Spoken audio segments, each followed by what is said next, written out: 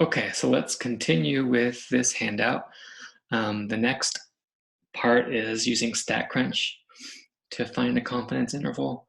So number 3, let's just use StatCrunch to construct a 90% confidence interval with this following summary data. So let's bring it up.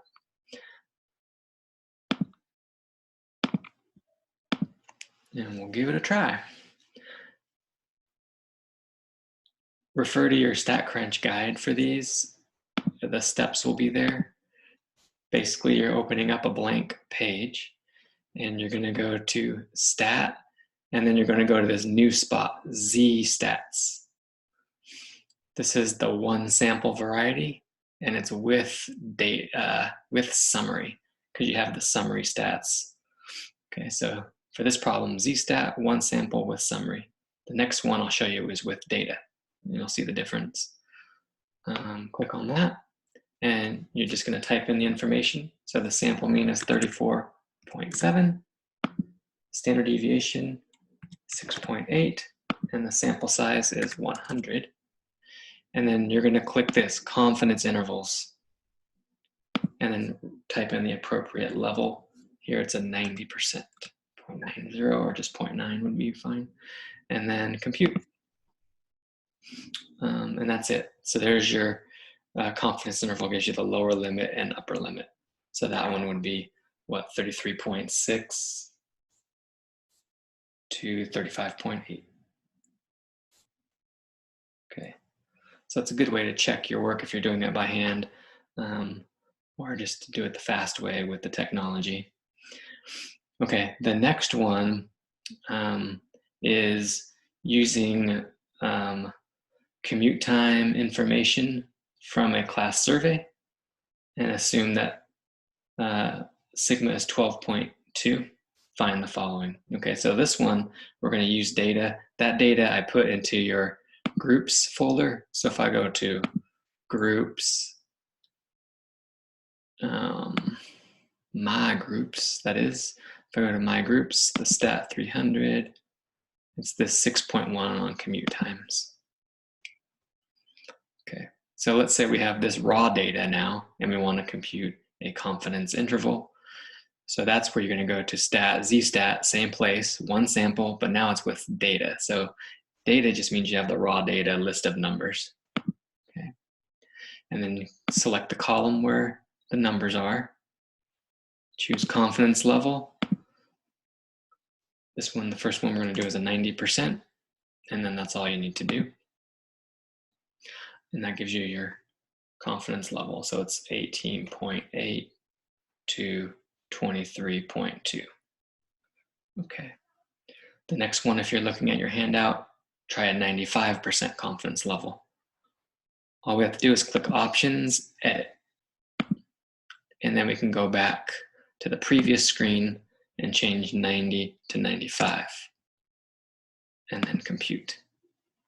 Looks like 18.4 all the way up to 23 point, I guess we got to go 7 on that. The third one is a 99% confidence level. Option edit, change to 99, compute. Recalculates for that 99% confidence level, 17.5, 24.5. Okay, that's how StatCrunch works. If we go back to the handout now, we can look at the next question.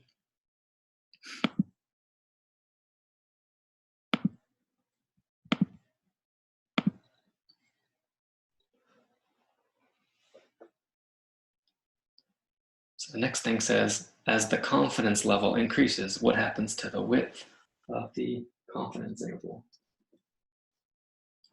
Well, let's see. The first one was 18 to 23.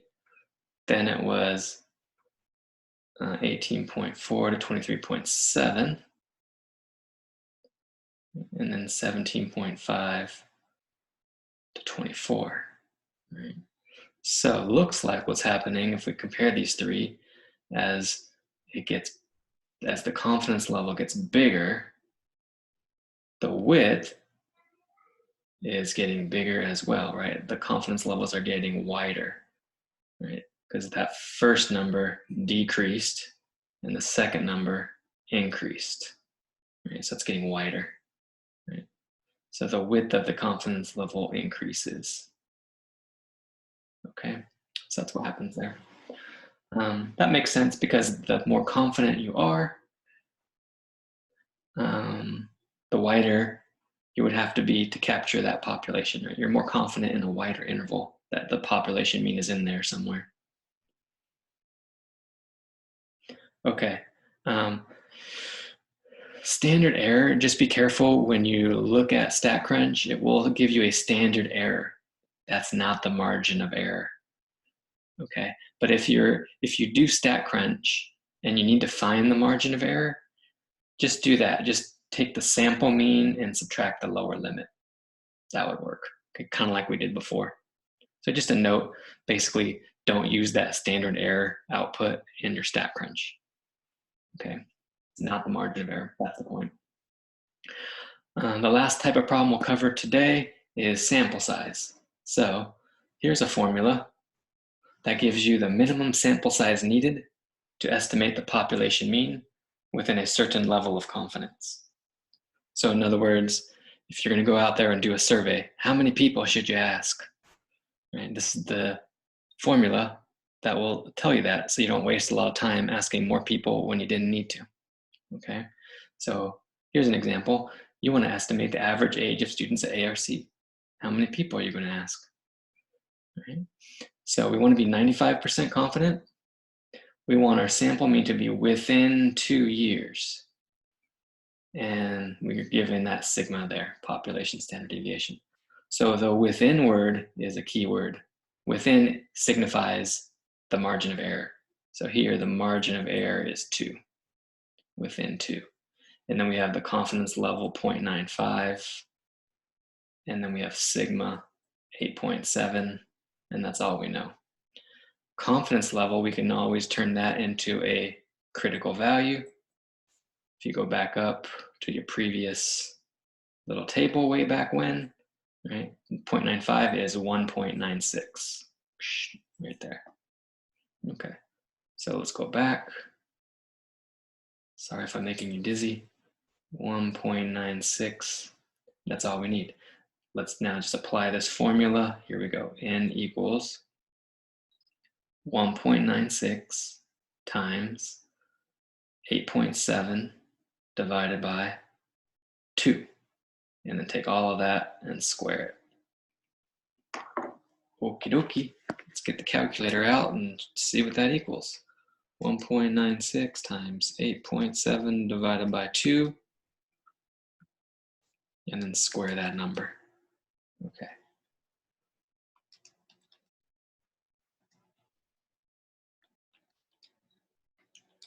So if you're following along, check me. Do you get 72.7?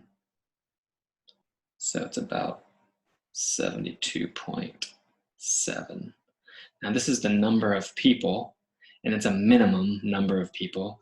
So always round up on these. So this is another one of those where you don't follow your normal rounding rules. Always round up to the nearest whole number.